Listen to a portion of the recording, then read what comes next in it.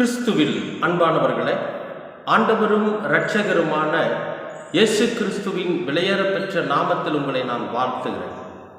இன்றைய மாலை நேர மன்னாவிற்காக கர்த்தர் நமக்கு கொடுக்கிற ஒரு வார்த்தை என்னன்னா, உபாகமம் 26ஆம் அதிகாரம் 17, 18, 19 ஆகிய 3 வசனங்கள். கர்த்தர் எனக்கு தேவனாயிருப்பார் என்றும், நான் அவர் வழிகளில் நடந்து அவர் கட்டளைகளையும் அவர் கற்பனைகளையும் அவர் நியாயங்களையும் கைக்கொண்டு அவர் சத்தத்திற்கு கீழ்ப்படிவேன் என்றும் நீ இன்று அவருக்கு வாக்கு கொடுத்தாய். கர்த்தரும் உனக்கு வாக்கு கொடுத்து உனக்கு சொல்லி இருக்கிறபடி நீ என்னுடைய கட்டளைகளையெல்லாம் கைக்கொண்டால் எனக்கு சொந்த ஜனமாயிருப்பாய் என்றும், நான் உண்டு பண்ணின எல்லா ஜாதிகளை பார்க்கலும் புகழ்ச்சியிலும் கீர்த்தியிலும் மகிமையிலும் உன்னை சிறந்திருக்கும்படி செய்வேன் என்றும், நான் சொன்னபடியே நீ உன் தேவனாகிய கர்த்தரான எனக்கு பரிசுத்த ஜனமாயிருப்பாய் என்றும் அவர் இன்று உனக்கு சொல்லுகிறார் என்றார். அன்பானவர்களே, வாக்குத்தத்தம் என்பது நிறைவேற்றுவதற்கு கடமையுள்ளதாக இருக்கிறது. அதை நம்ம நிறைவேற்றிய தீரணுங்கிறது நம்முடைய கடமை. ஒருவரிடத்தில் ஒரு வாக்கு கொடுத்துட்டோம்னா அந்த வாக்கை நிறைவேற்ற வேண்டியது நம்முடைய கடமை. அப்படி இல்லைன்னா இந்த உலகம் நம்ம என்ன சொல்லும் அப்படின்னு கேட்டிங்கன்னா, அவங்க சொல்லுவாங்க, செய்ய மாட்டாங்க. அவங்க ரொம்ப பொய் பேசுகிறவங்க, எது எடுத்தாலும் அவங்க சொல்லுவாங்களே தவிர செய்ய மாட்டாங்க. பெரிய 4 பேருக்கு முன்னால் பாராட்டணுங்கிறதுக்காக சொல்லுவாங்க, ஆனால் செய்ய மாட்டாங்க. அவர்கள் சொல்லொன்றும் செயலொன்றுமாய் இருக்கும் அப்படின்னு சொல்லி இந்த உலகம் நம்மை அவமானப்படுத்தும். ஆனால் நாம் சொல்லுவதை செய்ய வேண்டும். நாம் எதை சொல்லுகிறோமோ, எதை வாக்குத்தத்தமாக சொல்லுகிறோமோ அந்த வாக்குத்தத்தை நிறைவேற்ற வேண்டும் என்பது நம்முடைய கடமை. ஏன்னா நம்முடைய ஆண்டவரும் வாக்குத்தத்தத்தை நிறைவேற்றுகிற கர்த்தர். அவர் எப்பொழுதுமே ஒரு வாக்குத்தத்தத்தை சொல்லிவிட்டால் அதை செய்யாமல் இருக்கவே மாட்டார். ஏன்னா அவர் நினைச்சபடி வாக்குத்தத்தத்தை சொல்றவர் இல்லை, ஜோசிகாரர் மாதிரி. எப்பொழுதுமே நிறைவேறத்தக்க வாக்குத்தத்தத்தை கர்த்தர் நமக்கு சொல்லுவார். இங்கே பாருங்க, ஒரு மியூச்சுவல் அண்டர்ஸ்டாண்டிங் சொல்லுவாங்க. நீ ஒன்று, நான் ஒன்று. நீ எனக்கு ஒன்று கொடுத்தா நான் உனக்கு ஒன்று கொடுப்பேன். நீ என்னுடைய வார்த்தைக்கு கீழ்ப்படிஞ்சினா நான் உன்னுடைய வார்த்தைக்கு செவி சாய்ப்பேன் என்கிற ஒரு ஜென்டில்மேன் அக்ரிமெண்ட், ஒரு உடன்படிக்கை இங்கே பரிமாறப்படுகிறது. இஸ்ரவேல் மக்கள் என்ன பண்ணாங்க, பிதாவாகிய தேவனிடத்தில் அவர் வழி நடத்திட்டு வந்தது, அவரை பாதுகாத்தது, அதையெல்லாம் பார்த்துட்டு இப்போ அவங்க என்ன சொல்கிறாங்கன்னா, நீங்கள் தான் என்னுடைய தேவன், நீங்கள் தான் என்னுடைய தேவன், இனிமேல் நீங்கள் தான் எங்களுடைய கடவுள், நாங்கள் இனி வேற யாரையும் கடவுளாக வணங்க மாட்டோம், நாங்கள் இனிமேல் என்ன பண்ண போகிறோம், நீங்கள் என்ன எங்களுக்கு வழி காட்டுனீங்களோ அந்த வழியில் நாங்கள் நடக்க போகிறோம், உங்களுடைய கற்பனைகளை கை கொள்ள போகிறோம், உங்களுடைய கட்டளையின்படி நாங்கள் நடக்க போகிறோம், உங்களுடைய நியாயங்கள் எதுவோ அதை நாங்கள் ஏற்றுக்கிறோம், அதே போல் உங்களுடைய சத்தத்துக்கு நாங்கள் எப்பொழுதும் செவி சாய்ப்போம் அப்படின்னு சொல்லி கர்த்தரோட சமூகத்துக்கு முன்பாக ஒரு ப்ராமிஸ் பண்ணுறாங்க. பிரியமானவர்கள், நம்ம கூட ஞானஸ்தானம் எடுக்கிறப்போ ஒரு ப்ராமிஸ் பண்ணியிருக்கோம். நாம் இயேசு கிறிஸ்துவை ஏற்றுக்கொள்வதற்கு முன்பு நம்முடைய வாழ்க்கை ஒரு மாதிரி இருந்திருக்கும். இப்போ இயேசு கிறிஸ்துவை ஏற்றுக்கொண்டதற்கு பிறகு நம்முடைய வாழ்க்கையில் ஒரு சில சட்டதிட்டங்களை சொல்லித்தான் நாம் இயேசு கிறிஸ்துவை ஏற்றுக்கொண்டிருப்போம். இப்போது திருமுழுக்கு பெறுகிற போதோ அல்லது திருவிருந்து இருக்கிற போதோ மற்ற ஆண்டவரை ஏற்றுக்கொண்டு நம்ம ஆலயத்திற்கு ரெகுலராக வர்றப்போ கூட ஆண்டவரை நம்ம சொந்த இரட்சகராக ஏற்றுக்கொள்ளும் போது கூட நம்ம என்ன பண்ணியிருப்போம்னு கேட்டிங்கன்னா, கர்த்தரிடத்தில் ஒரு உடன்படிக்கை, ஒரு வாக்குத்தத்தம் சொல்லியிருப்போம். என்னென்னு, இனிமே நாங்கள் முன்ன செஞ்ச மாதிரியான பாவங்களை செய்ய மாட்டோம், இனிமே எங்களிடத்தில் பாரம்பரியம் இருக்காது, இனிமே எங்களிடத்தில் ஜென்ம சுவாபம் இருக்காது, இனிமே எங்களிடத்துல உண்மை இருக்கும், பொய் இருக்காது. இனிமே எங்களிடத்துல நல்லதொரு நடக்கை தான் இருக்கும். உங்களோட வார்த்தைகளுக்கு நம்ம கீழ்ப்படிஞ்சு நடக்க போறோம். உங்களை தவிர வேறொரு தேவன் எங்களுக்கு இல்லை அப்படின்னெல்லாம் நாம வாக்குத்தத்தம் பண்ணியிருப்போம். ஆண்டவருக்கு முன்பாக பிராமிஸ் பண்ணியிருப்போம். இப்போ அந்த பிராமிஸை நம்ம நிறைவேற்றுறோமான்னு பார்க்கணும்.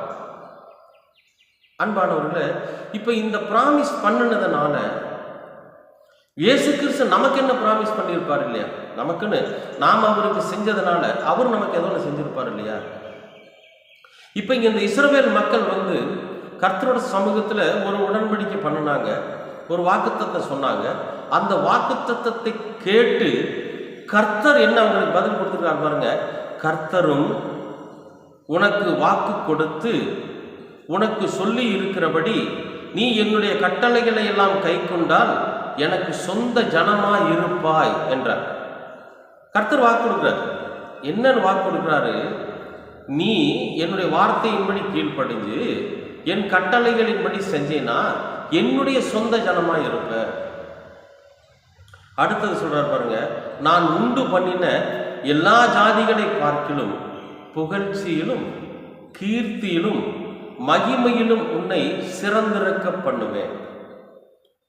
நான் சொன்னபடியே நீ உன் தேவனாகிய கர்த்தரான எனக்கு பரிசுத்த ஜனமாய் இருப்பாய் என்றும் அவர் இன்று உனக்கு சொன்னார் அப்படிங்கிறார்.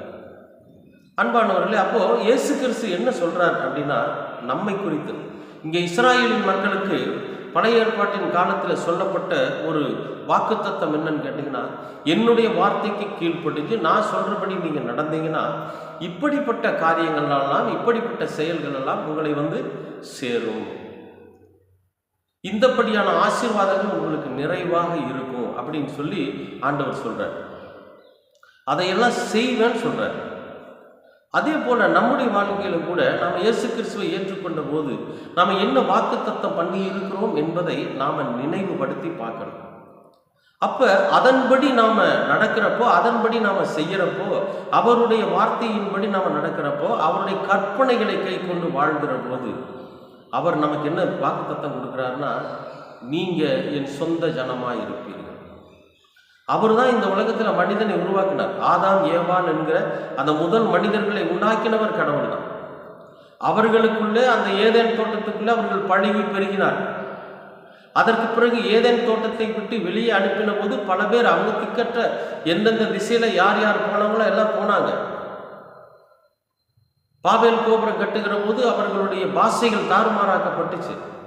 அப்போ இந்த தேசத்தில் பலவிதமான மொழி பேசுகிறவர்கள், பலவிதமான ஜாதியர்கள், பலவிதமான இன மக்கள் இருக்கிறாங்க. இது எல்லாமே கடவுள் உண்டாக்கின மக்கள் தான். ஆனால் இங்கே சொல்றாரு பாருங்க, நான் உண்டாக்கின மக்கள் தான். அவர்கள் எல்லா மக்களுக்குள்ளேயும் எல்லா ஜாதியினருக்குள்ளேயும் எனக்குன்னு சொந்தமான ஒரு இனத்தை, எனக்குன்னு சொந்தமான ஒரு ஜனத்தை நான் தேர்வு செய்யணும். அது யாருன்னா என்னுடைய வார்த்தைக்கு கீழ்ப்படிஞ்சு நீங்க என்ன வாக்குத்தத்தை சொன்னீங்களோ அந்த வாக்குத்தத்தை நிறைவேற்றுகிற போது நீங்கள் என் சொந்த ஜனங்களாய் இருப்பீர்கள். மற்ற எல்லா சமுதாயத்தையும், மற்ற எல்லா ஜாதிகளையும், மற்ற எல்லா மக்களை பார்க்கிலும் அவர்களுக்கு நடுவே நீங்கள் என் சொந்த ஜனமாய் இருப்பீர்கள். எவ்வளவு அற்புதமான ஒரு அதிர்ஷ்டம் பாருங்க நமக்கு.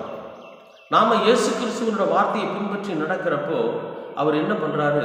அவருடைய சொந்த ஜனமாக கிறிஸ்துவை ஏற்றுக்கொண்டிருக்கிறவர்கள், கிறிஸ்துவின் பிள்ளைகள் அப்படின்னு சொல்லி நம்மை அவருடைய சொந்த ஜனமாக ஏற்றுக்கொண்டு பிதாவாகிய தேவனுடைய வலது வாரிசத்தில் வீற்றிருக்கக்கூடிய வாய்ப்பை நமக்கு அவர் உண்டாக்கி கொடுப்பார். பிரியமானவர்களே, இந்த உலகத்தில் நம்ம வாழ்கிற வாழ்க்கையின் அர்த்தம் என்ன, இந்த வாழ்க்கையினுடைய ஈவு என்ன அப்படின்னா, நாம பரலோகத்துக்கு போறது தான் இதனுடைய ஈவு. அப்ப நம்ம பரலோகத்திற்கு போவதற்காக நாம் எப்படிப்பட்ட வாழ்க்கை வாழ வேண்டுமோ அந்த வாழ்க்கையை இயேசு கிறிஸ்து இந்த பூமியில வாழ்ந்து காண்பிச்சார். அதன்படி நாம வாழணும். அப்படி வாழ்ந்தா நமக்கு என்னென்ன அவர் கொடுக்கிறார் பாருங்க. புகழ்ச்சி. 4 பேர் நம்மளை பார்த்து புகழுவோம். 4 பேர் நம்மளை பார்த்து புகழுவோம். ஏன்? ஏன்னா இவர் கடவுளோட பிள்ளைங்க. இவங்க என்ன சொல்றாங்களோ அது நடக்கும். இவங்க சமாதானமா இருக்கிறாங்க, அவங்க சந்தோஷமா இருக்கிறாங்க, அவங்க ஆசீர்வதிக்கப்பட்ட குடும்பம் சொல்லி நம்மை மற்றவர்கள் பார்த்து புகழுவார். அதுக்கு அடுத்தது கீர்த்தி. கீர்த்தினா செயல்னு அர்த்தம்.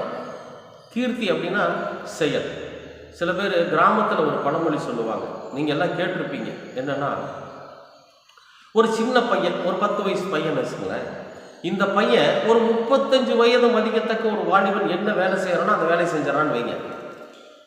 இப்போ பார்க்குறவங்கள என்ன சொல்லுவாங்க, என்ன இத்தினோண்டு பையன் பெரியத்தனமான வேலையெல்லாம் செய்கிறான், ஏப்பா உன்னோட வயசுக்கு இது தேவையா, இது என்ன பெரியதனமாக இருக்குது அப்படின்னு சொல்லுவாங்க.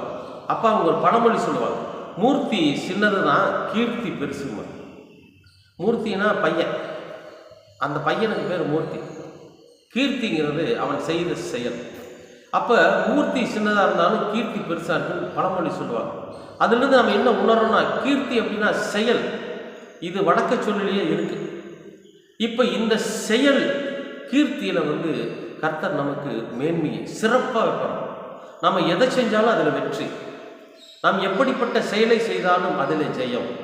கர்த்தர் அப்படிப்பட்ட ஒரு ஆசீர்வாதத்தை நமக்கு கொடுப்பார். அடுத்தது மகிமை, நம்மளை உயர்ந்த இடத்துல கொண்டு வைப்பார். அந்த உயர்ந்த இடம் எது? பிதாவாகிய தேவனுடைய வலது பாரிசு, அங்கே கூட நம்மளை வைப்பாங்க.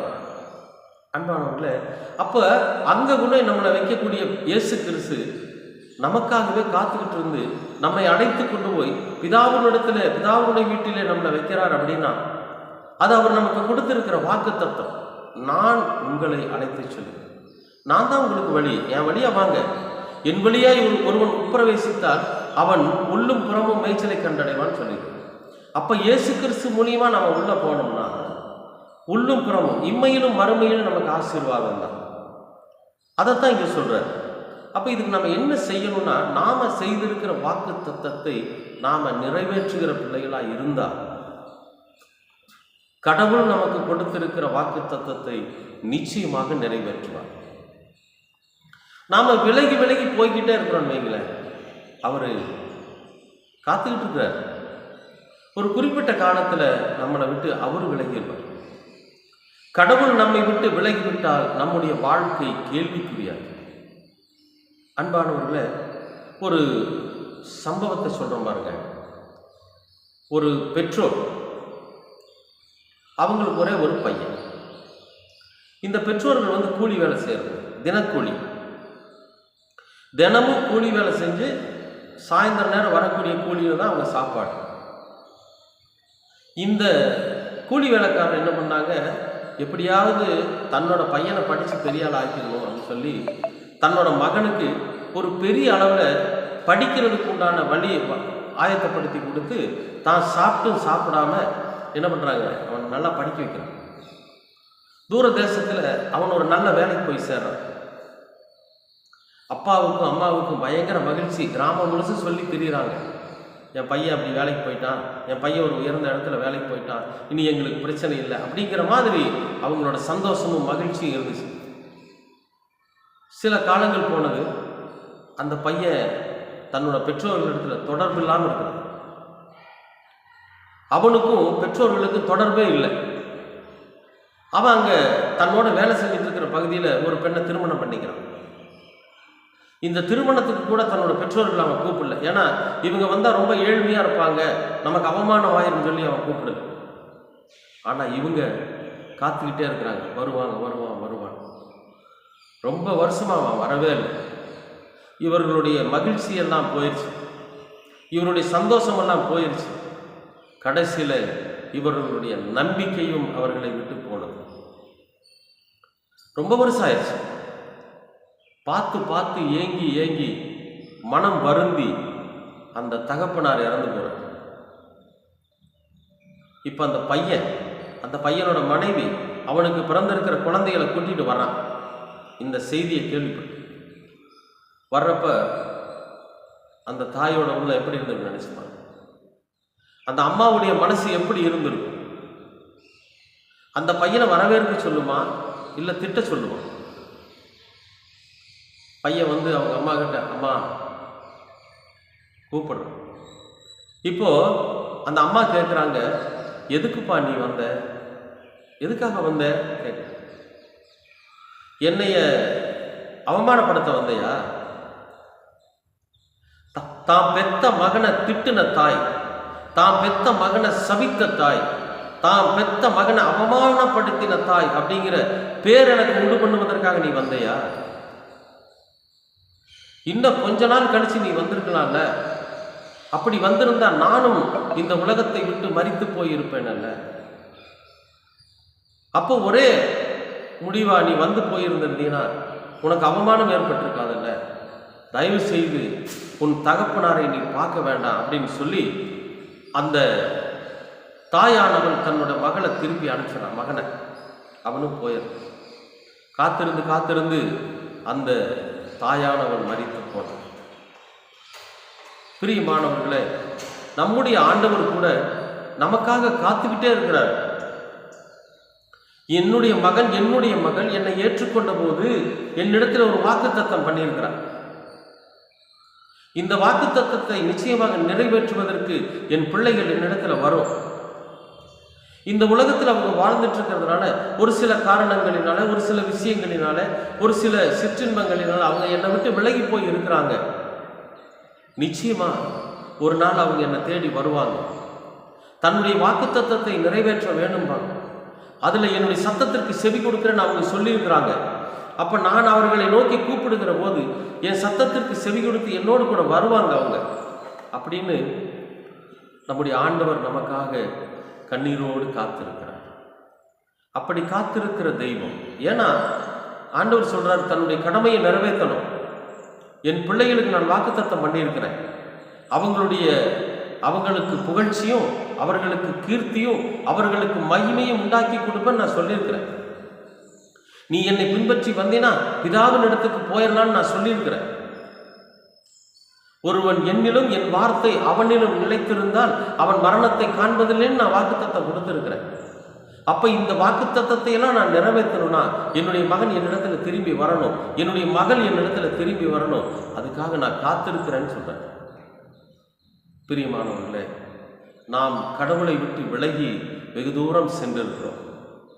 திரும்பி வந்து நாம செய்து கொடுத்திருக்கிற வாக்குத்தத்தத்தை நிறைவேற்றி நாம் அவர் ஏற்றுக்கொள்ளுகிற போது எப்படிப்பட்ட வாக்குத்தத்தத்தை நாம் சொன்னோமோ அதை நாம் நிறைவேற்றி அவர் நமக்கு செய்து கொடுத்திருக்கிற வாக்குத்தத்தத்தின் ஆசீர்வாதத்தை நாம் நிறைவாய் பெற்றுக்கொள்ளத்தான் கர்த்தர் நம்மை அழைக்கிறார். பிரியமானவர்களே, அவருடைய சத்தத்திற்கு செவி கொடுங்கள். இயேசு கிறிஸ்துவின் சத்தத்திற்கு செவி கொடுங்கள். அவருடைய சத்தம் வனாந்தரத்தில் கூப்பிடுகிறவனுடைய சத்தமாய் இருக்கிறது. என் மகனே, என் மகனே, என்னோடு திரும்பி வா. நீ எங்கு சென்றிருந்தாலும் என்னிடத்துல திரும்பி வா. ஆதாமை பார்த்து ஆண்டவர் கேட்டார், ஆதாமே நீ எங்கே இருக்கிறாய்? அதுபோல இன்றைக்கு உங்களையும் என்னையும் பார்த்து என் ஆண்டவர் இயேசு கிறிஸ்து கேட்கிறார், நீங்கள் எங்கே இருக்கிறீர்கள்? இந்த உலகத்தின் பிடியில வாழ்ந்து கொண்டிருக்கிறீர்களா? என்னிடத்துல நீங்கள் வாக்குத்தத்தம் பண்ணினீர்களே, அந்த வாக்குத்தத்தத்தை நிறைவேற்ற நீங்கள் என்னிடத்துல வாருங்கள்.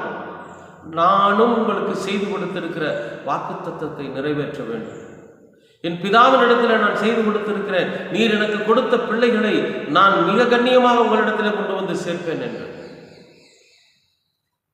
அதற்காக நான் காத்திருக்கிறேன்னு சொல்றார். அன்பானவர்களே, இந்த லெந்து காலங்களில நாம் நம்மை முழுமையாக மாற்றிக்கொண்டு எந்த சூழ்நிலையில் இருந்தாலும் திரும்பி இயேசு கிறிஸ்துவின் இடத்துல வந்து நாம் செய்திருக்கிற அந்த வாக்குத்தத்தத்தை, உடன்படிக்கையை நிறைவேற்றி அவர் நமக்கு செய்து கொடுத்திருக்கிற வாக்குத்தத்தத்தில், அதில் கிடைக்கின்ற ஆசீர்வாதத்தில், அதில் கிடைக்கிற நமக்கு புகழ்ச்சியிலும் கீர்த்தியிலும் மகிமையிலும் நாம் சிறந்து விளங்க நாம் நம்மை ஆயத்தப்படுத்த நிச்சயமாகவே வெற்றியுள்ள வாழ்க்கை நமக்காக காத்திருக்கிறது. இந்த மாலை நேர மன்னாவின் மூலமாக கர்த்தர் நமக்கு சொல்லுகிற வார்த்தை, திரும்புங்கள், கர்த்தரிடத்தில் திரும்புங்கள், சிறப்பான ஆசீர்வாதத்தை நிறைவாய் பெற்றுக்கொள்ளும். கர்த்தர் உங்களை ஆசீர்வதிப்பார். அன்பின் பரலோக பிதாவே, உனக்கு ஸ்தோத்திரம். இந்த நாளை ஆசீர்வதித்து கொடுத்திருக்கிறீர், அதற்காகவும் நன்றி. நீர் என்றென்றைக்கும் எங்களோடு கூட இருந்து எங்களை காத்து வழி நடத்துகிற தேவனாய் இருக்கிறீர், அதற்காக உமக்கு ஸ்தோத்திரம். கர்த்தாவே, உம்முடைய இரக்கமும் கிருபையும் எங்களை வழி நடத்தட்டும். நாங்கள் செய்து கொடுத்திருக்கிற வாக்குத்தத்தத்தை நாங்கள் நிறைவேற்றி நீர் எங்களுக்கு கொடுத்திருக்கிற வாக்குத்தத்தத்தின்படி புகழ்ச்சியும் கீர்த்தியிலும் மகிமையிலும் நாங்கள் சிறந்து விளங்க நீர் கிருபை பாராட்டு. எல்லாவற்றையும் உமது திருக்குமரனும் எங்களுடைய இரட்சகருமான இயேசு கிறிஸ்துவின் வழியாய் கேட்கிறோம் நல்ல பிதாவே. ஆமென், ஆமென், ஆமென்.